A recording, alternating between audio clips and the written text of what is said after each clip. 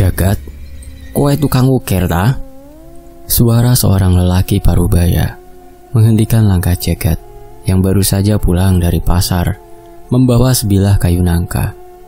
Lelaki itu berpakaian hitam polos, wajahnya tirus, dan sorot matanya tajam, seperti menyimpan sesuatu yang tidak enak dipandang terlalu lama. Jagat mengangguk ragu.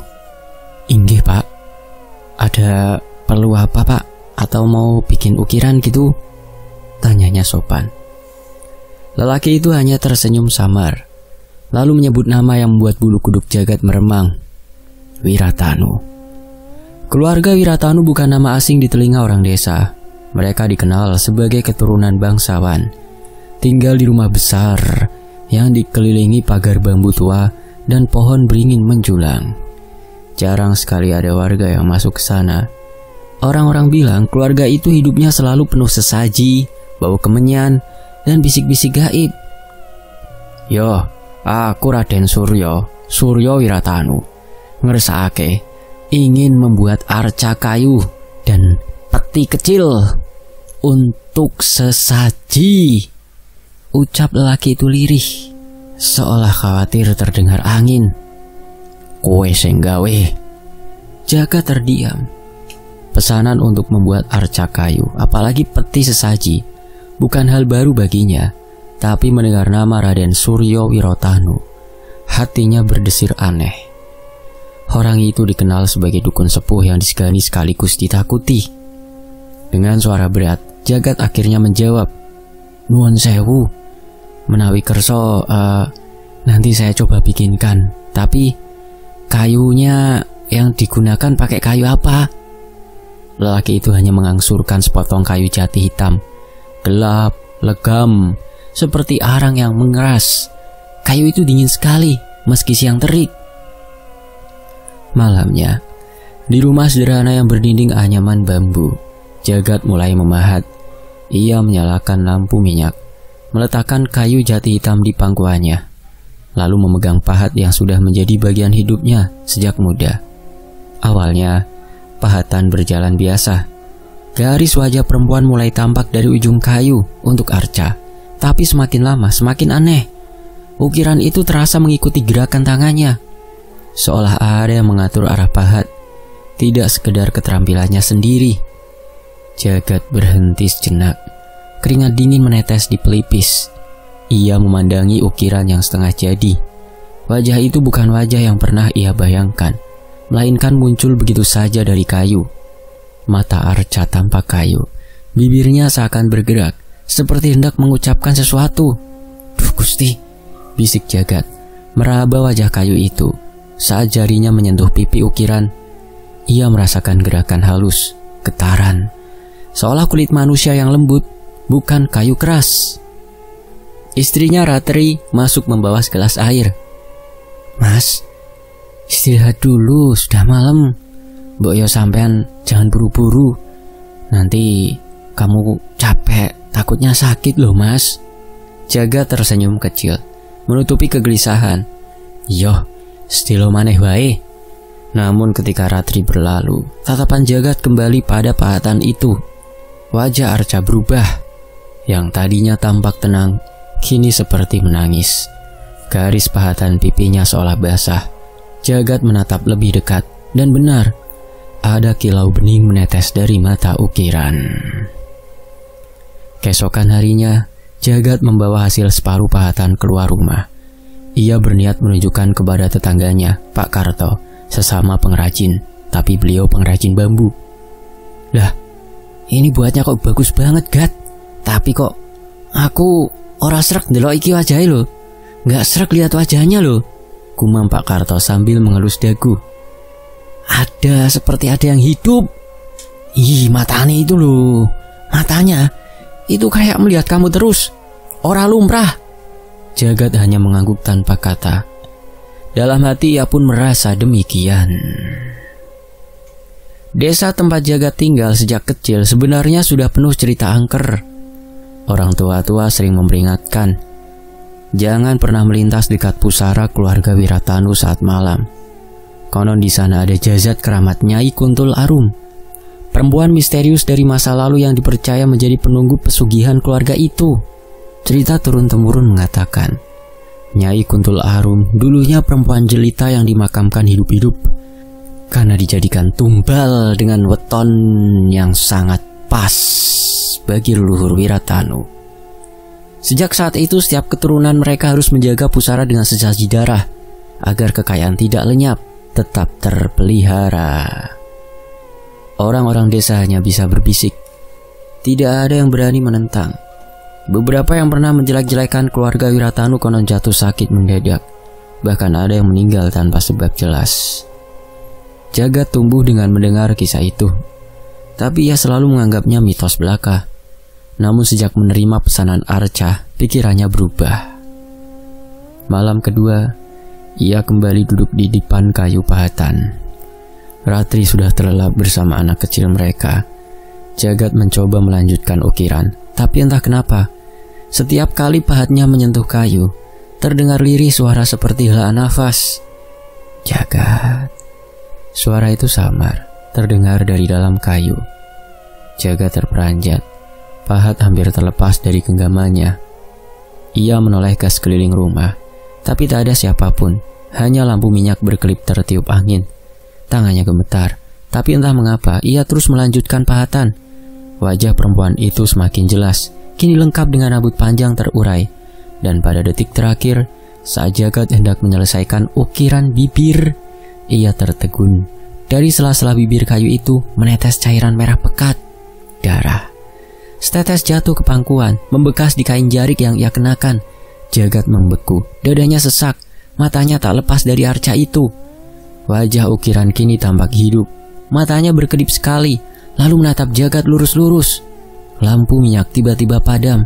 Dalam kegelapan, Jagat hanya bisa mendengar suara kayu berderak, atau mungkin itu suara seseorang yang sedang bernafas dari dalam pahatan. Di tengah gelapnya malam, ketika desa sudah terlelap, sebuah rumah besar berwujud joglo tua berdiri angkuh di balik rimbun beringin. Rumah itu milik keluarga Wiratanu. Dindingnya berlapis kayu jati tua yang hitam karena asap dupa dan kemenyan. Gentengnya berlumut hijau dan halaman depannya penuh kendi tanah berisi air bunga yang selalu diganti setiap malam Jumat. Di dalam rumah itu seorang lelaki sepuh bersila di depan sesajen.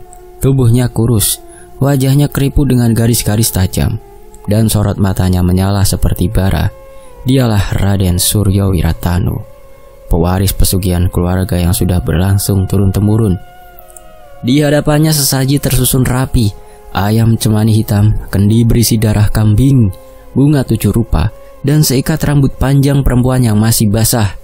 Raden Surya menyalakan dupa, asapnya mengepul, menyusup ke langit-langit rumah yang dipenuhi ukiran kuno. Ia merapalkan mantra dengan suara berat. Kawula tansah ngaturaken donga lan tumbal. Mugi janji ora kendhat, mugi rejeki lan kasekten tetep ngancani keluarga Wiratanu. Tiba-tiba angin berembus dingin meski pintu dan jendela tertutup rapat. Nyala lilin bergoyang liar. Dari kendi tanah itu terdengar suara lirih, seperti tangisan perempuan yang tertahan. Raden Surya tersenyum miring. Itu pertanda bahwa tumbalnya diterima. Namun malam itu tak cukup hanya dengan darah hewan. Raden Surya sudah lama tahu, leluhur menuntut lebih. Pesugihan keluarga Wiratanu tidak cukup dipelihara dengan ayam atau kambing. Yang diminta adalah darah daging keturunannya sendiri. Dan itu bukanlah hal asing baginya. Surya telah beberapa kali melakukannya. Anak-anak keluarga Wiratanu yang sakit mendadak atau meninggal tanpa sebab bukanlah kebetulan. Semua adalah bagian dari janji gaib yang harus dipenuhi. Ia ingat bagaimana dulu pada malam purnama, ia sendiri menusukkan pisau ke lengan keponakannya yang masih kecil. Tetes darah itu ditambung dalam kendi, dicampur dengan air sumur keramat, lalu ditanam di dekat pusara Nyai Kuntul Arum. Anak itu mati keesokan harinya, tubuhnya kaku, matanya melotot, dan sejak itu kekayaan keluarga Wiratanu tidak pernah surut selama 10 tahun ke depan. Kabar tentang keluarga itu sudah lama tersebar di seluruh desa. Orang-orang tahu, tapi mereka memilih bungkam. Yen wani ngrusuhi bakal ketiban balak. Begitu kata orang tua-tua. Pernah ada seorang pemuda mabuk yang mengejek Raden Surya di pasar, mengatakan pesugihan hanyalah tipu muslihat. 2 hari kemudian, pemuda itu ditemukan di sawah. Tubuhnya menghitam seperti terbakar dari dalam. Sejak itu tak ada lagi yang berani buka mulut. Bagi warga desa, keluarga Wiratanu adalah bayangan yang tak bisa disentuh. Mereka hidup dalam ketakutan yang diwariskan dari generasi ke generasi. Sementara itu, di rumah bambu sederhana di pinggiran desa, Jagat makin resah. Sejak menyelesaikan separuh ukiran arca kayu pesanan Wiratanu, malam-malamnya dipenuhi mimpi buruk. Ia selalu melihat sosok perempuan berbalut kain kafan putih kusam. Rambutnya panjang menjuntai, wajahnya penuh luka, matanya kosong tapi tetap menatap.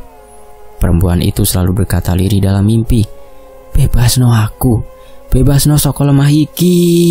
Jagat terbangun dengan nafas tersengal. Tubuhnya basah oleh keringat. Ratri istrinya beberapa kali terjaga karena suaminya menjerit di tengah malam. "Mas, ada apa sih? Sudah beberapa malam kamu kebangun terus kayak gini. Aku takut, Mas," bisik Ratri, memeluk anak mereka yang masih kecil. Jagat hanya bisa menggeleng. Ia tak berani menceritakan semuanya. Bagaimana ia melihat ukiran kayu itu menangis, bagaimana bibir arca meneteskan darah, dan bagaimana sosok perempuan dari mimpi yang selalu sama dengan wajah arca yang ia pahat.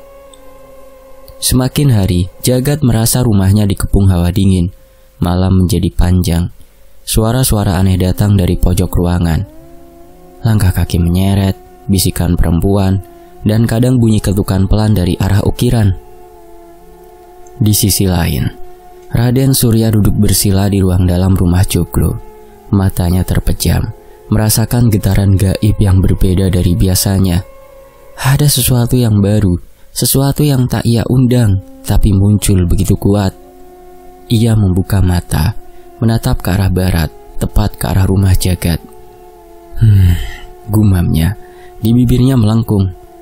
"Ono sing wis kebuka, lawang sing suwene aku jogo, saiki ono sing nyentuh." Dengan tongkat kayu tua, Suryo berdiri. Ia melangkah ke ruang belakang, tempat pusaka keluarga disimpan. Di sana tergantung kain kafan kuno, keris berkarat, dan kendi tanah berisi darah yang sudah mengering. Ia membakar kemenyan, lalu meletakkan telapak tangannya di atas kendi. Seketika suara tangisan perempuan terdengar lagi, lebih nyaring, lebih jelas. Suryo tersenyum puas. "Oh, jadi yang membuat arca itu, tukang ukir itu, pahatnya sudah jadi pintu gaib. Jagat, ya Jagat." Ia menyebut nama itu dengan nada mengejek. "Kamu tidak tahu kalau tanganku lebih panjang daripada yang kau kira. Ternyata arca itu sudah menghidupkan jalan untuk Nyai Kuntul Arum." Di matanya ada cahaya penuh nafsu kekuasaan. Suryo tahu, pahatan kayu itu bukan sekedar sesaji. Itu medium yang bisa membuka kembali jalan roh. Jalan yang bisa menghubungkan langsung dengan Nyai Kuntul Arum, sumber kekuatan dan pesugihan keluarga Wiratanu. Dan bagi Surya, itu berarti kekuasaan yang lebih besar. Hari-hari Jagat terasa makin berat. Setiap kali ia duduk di depan pahatan kayu jati hitam itu, hawa di sekitar rumah seolah berubah. Udara menjadi dingin. Bahkan pada siang bolong, bayangan di dinding sering bergerak sendiri, meski lampu minyak belum dinyalakan. Pahatnya menoreh, tapi kali ini bukan sekedar membentuk lekukan wajah. Jagat jelas melihat mata arca itu berkedip. Bukan hanya sekali, berkali-kali. Hitam pupilnya seperti bola mata manusia sungguhan, lembab, dan selalu menatap balik kepadanya. "Duh Gusti," Jagat mengusap wajahnya, mencoba mengusir halusinasi. Tapi begitu ia menunduk lagi, bibir ukiran itu sedikit terbuka, dan dari dalam terdengar bisikan lirih. "Jagat." Pahat di tangannya jatuh berdebam, dadanya berdebar kencang, jari-jarinya gemetar. Ia menoleh ke pintu, memastikan tak ada orang lain, tapi suara itu jelas-jelas berasal dari kayu yang ia ukir. Ratri istrinya sudah mulai gelisah. Beberapa malam terakhir ia mengeluh rumah mereka berbau anyir seperti darah basi. Padahal tidak ada luka, tidak ada hewan sembelihan. Bau itu muncul tiba-tiba, terutama di ruang tempat Jagat meletakkan pahatan. Mas, aku gak betah melihat Arca itu di rumah ini.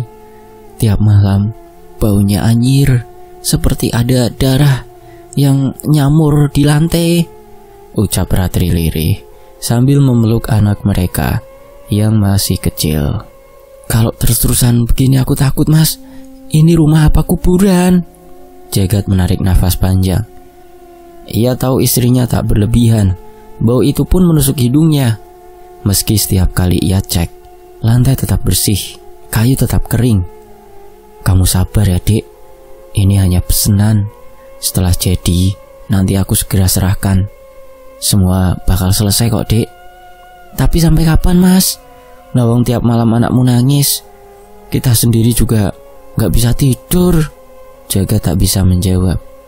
Matanya kembali melirik ke Arca, dan kali ini ia melihat bibir kayu itu bergerak-gerak sendiri, seolah menirukan percakapan mereka. Kayu jati itu untuk bahan membuat Arca ternyata adalah sebuah mediumisasi untuk menuju ke jalan gaib. Suatu sore ketika matahari mulai condong ke barat, terdengar langkah orang mendekati rumah bambu mereka. Jagat yang sedang membersihkan pahat menoleh dan terkejut melihat sosok tinggi berpakaian serba hitam berdiri di depan pintu. Itu Raden Surya Wiratanu. Sorot matanya tajam, seolah bisa menembus isi kepala Jagat.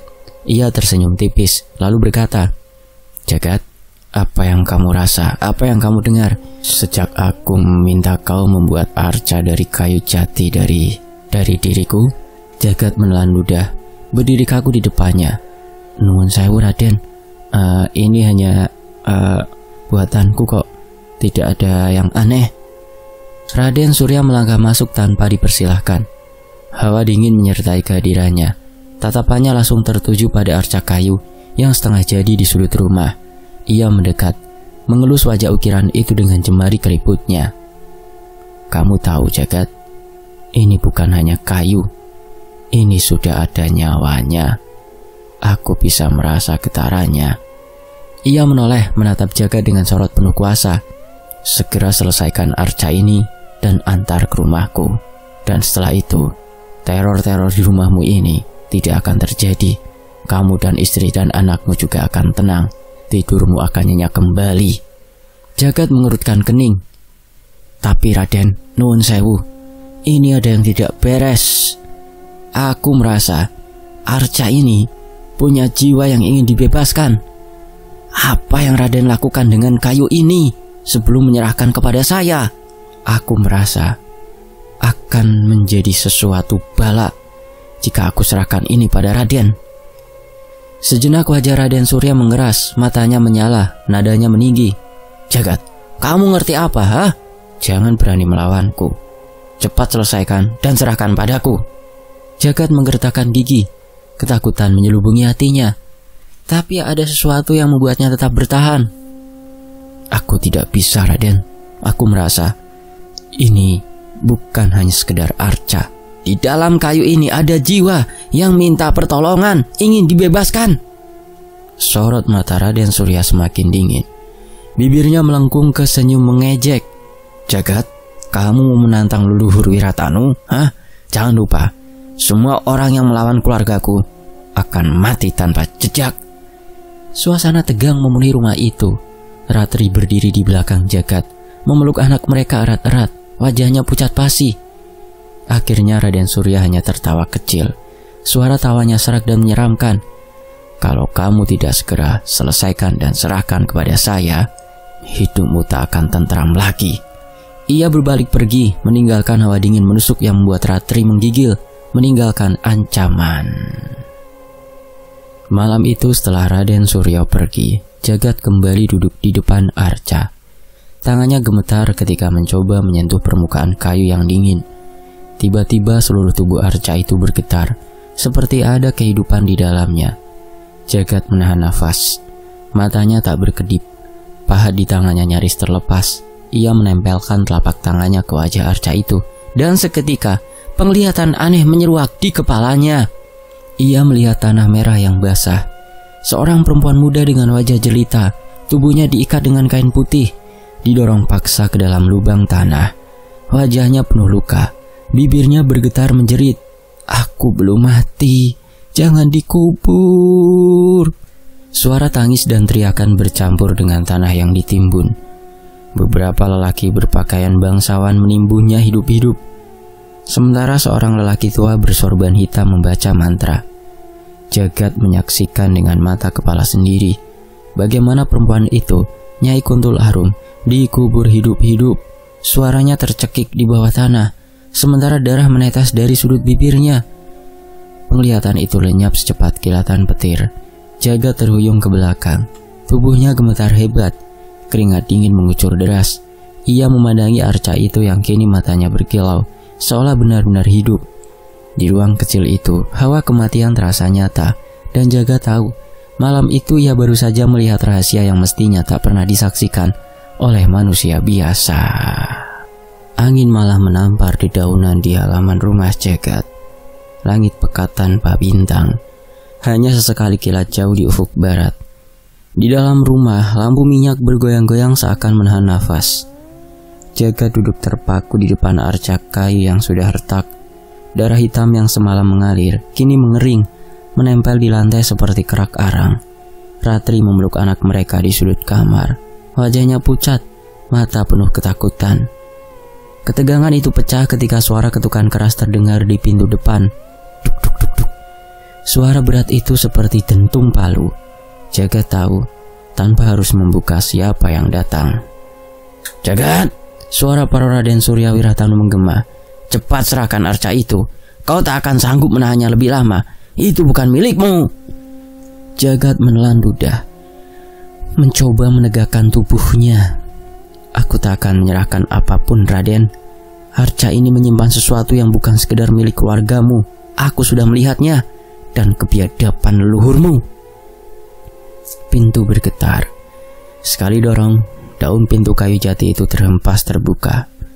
Surya berdiri di ambang, tubuh renta namun auranya pekat. Jubah hitamnya berkibar meski tak ada angin masuk. Di tangannya tergenggam keris tua berlumur karat yang tampak lebih menyeramkan daripada berkilau. Matanya menyalang seperti bara api. "Jangan melawan warisan leluhurku, Jagat. Nyai Kuntul Arum telah menjadi penjaga keluarga kami sejak ratusan tahun. Tanpa dirinya, darah Wiratanu tak akan berkuasa. Kau hanya tukang ukir kampung, berani menentang gadis kebesaran ini?" Jagat berdiri meski lututnya bergetar. "Kau salah, Suryo. Aku tahu siapa Nyai Kuntul Arum sebenarnya. Dia bukan penjaga, tapi korbannya ditumbalkan kepada junjungan leluhurmu, makhluk gaib yang biadab, yang kejam menguburnya hidup-hidup, mempersembahkannya kepada makhluk pesugihan kalian demi kekayaan." Ia menjerit, menangis, minta dibebaskan. Itu yang kudengar setiap malam sejak aku mengukir wajahnya. Mata Suryo menyipit, wajahnya mengeras. "Kau terlalu jauh mencampuri urusan gaib. Jika kau tak mau menyerahkan, maka aku akan mengambilnya dengan darahmu." Suasana mendadak mencekam. Api lampu minyak berkedip-kedip, lalu padam seketika. Gelap gulita hanya diterangi cahaya kilat dari luar jendela. Ratri menjerit tertahan, memeluk anaknya lebih erat. Jagat melangkah maju, hatinya bulat. Ia menyalakan obor kecil yang sudah disiapkannya. Arca kayu itu digenggam erat, lalu dilemparkannya ke dalam kobaran api. "Kalau memang arca ini sumber malapetaka, biarlah aku musnahkan saja," seru Jagat. Api menjilat kayu, membakar pahatan wajah perempuan itu. Namun bukan sekedar kayu yang terbakar. Dalam arca terdengar jeritan panjang, nyaring dan penuh derita. Jeritan itu bukan suara kayu, tapi suara manusia. Ratri menutup telinga. Anaknya menangis kencang. Jagat gemetar, tapi tak menarik arca itu dari api. Tiba-tiba, kobaran membesar, menyala setinggi atap. Dari dalam api muncul sosok gaib. Seorang perempuan berbalut kain putih kusam, rambut panjang tergerai, wajah penuh luka dan darah. Matanya kosong tapi penuh dendam. Sosok itu melayang, keluar dari api, berdiri di antara Jagat dan Suryo. "Aku Nyai Kuntul Arum, Suaranya bergema paro dan berat. Ratusan tahun aku dikurung, dijadikan penunggu, dipaksa menerima darah dari keturunan bangsawan serakah. Malam ini aku bebas. Suryo tertegun, lalu berusaha maju dengan kerisnya. Nyai, ingat ikatan leluhur. Kau penjaga keluarga Wiratanu. Kau harus tunduk padaku. Nyai menoleh, tatapannya tajam seperti pisau. Hah, tunduk? Aku tak pernah tunduk. Aku dikorbankan, dipaksa, dilupakan. Aku hanya korban, bukan penjaga. Kini aku menuntut balas. Suryo mengangkat kerisnya, membacakan mantra. Namun lidahnya mendadak keluh. Tangannya kaku, keris bergetar hebat. Sosok Nyai melayang cepat. Rambutnya berhamburan, menjerit tubuh rentah Surya. Jagat hanya bisa menyaksikan. Nafasnya tercekat. Ratri menutup mata anak mereka, tak sanggup menatap pandangan itu. Surya berteriak, tubuhnya bergetar hebat. Dari kulitnya muncul bercak hitam, lalu mengelupas. Wajahnya meleleh seperti lilin terbakar. Jeritanya melengking, berubah menjadi raungan putus asa. Sosok Nyai menekan tubuhnya hingga Suryo roboh. Lalu dalam sekejap tubuh itu membusuk, menyusut, dan hancur menjadi tumpukan tulang belulang kering. Jagat melangkah mundur, hampir tak percaya. Api di perapian perlahan padam, meninggalkan bara merah. Sosok Nyai berdiri di tengah ruangan, menatap Jagat. Engkau yang mengukir wajahku, katanya lirih. Terima kasih karena kau membebaskanku dari kayu yang terkutuk itu. Tapi ingat Jagat, kutukan tidak hilang begitu saja. Ia menempel, berpindah, mencari wadah baru. Jagat tak mampu menjawab. Tanpa sengaja, dengan pahatnya, ia membebaskan ruh yang selama ratusan tahun terjebak dalam sebuah kayu. Keringat dingin Jagat mengalir deras. Ia menggenggam tangannya erat, berusaha menahan gemetar. Nyai tersenyum tipis, senyum penuh getir. Lalu tubuhnya berubah menjadi kabut hitam, melayang ke langit malam, lenyap tanpa jejak, hanya meninggalkan aroma anyir darah dan asap terbakar. Keheningan menjerat rumah itu. Ratri mendekat, wajahnya pucat pasi. Mas, apa yang baru saja kita lihat, Mas? Jagat menatap lantai, melihat sisa abu arca yang hancur. Ia menghela nafas panjang, lalu menatap telapak tangannya. Di sana jelas terlihat bekas arang hitam membekas seperti cap atau segel gaib. Bukan sekedar kotoran abu, tapi menempel dalam kulit, tak bisa hilang. Jagat menggenggam tangannya. Perasaan getir menghantam dadanya. Ia tahu, meski Suryo sudah musnah, meski arca telah terbakar, Nyai Kuntul Arum belum sepenuhnya pergi. Di luar, suara anjing melolong panjang, disusul suara angin yang menggulung. Desa yang selama ini bungkam, seolah ikut merasakan perubahan besar malam ini. Wiratanu telah runtuh. Jagat memeluk Ratri dan anak mereka erat-erat. Apapun yang terjadi setelah ini, kita hadapi bersama. Lampu minyak kembali menyala dengan sendirinya, redup namun hangat. Malam itu berakhir dalam diam. Selesai. Demikianlah sebuah kisah, semoga terhibur. Tony FS pamit dulu, sampai jumpa di kisah berikutnya. Wassalamualaikum warahmatullahi wabarakatuh. Terima kasih semuanya.